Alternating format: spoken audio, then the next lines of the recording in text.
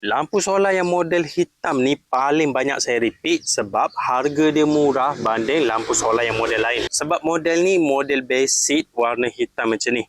Tapi walaupun basic dan murah, cahaya dia ni cerah tau. Dia boleh nyala lama pula, lebih dari 12 jam. Sebab model ni kalau beli watt yang paling besar, korang dapat bateri saiz besar. Jadi dia boleh simpan tenaga yang lama.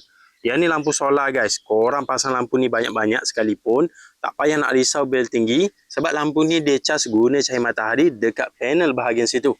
Waktu malam dia akan automatik nyala pula. Korang tak payah nak buka tutup dia punya switch. Lampu automatik nyala. Korang boleh pasang banyak-banyak sekaligus dekat tepi rumah tanpa bil korang tinggi. Waktu malam pula dia akan nyala dengan sendiri. Korang pasang dekat tepi rumah dia akan terus nyala bila waktu malam. Sebab dia detect tak ada cas yang masuk bila tak ada matahari. Yang model ni dia pakai reflektor tau. Jadi waktu malam cahaya dia ni memang cerah.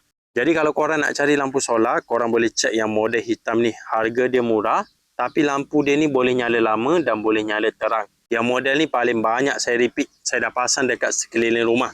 Memang baloi.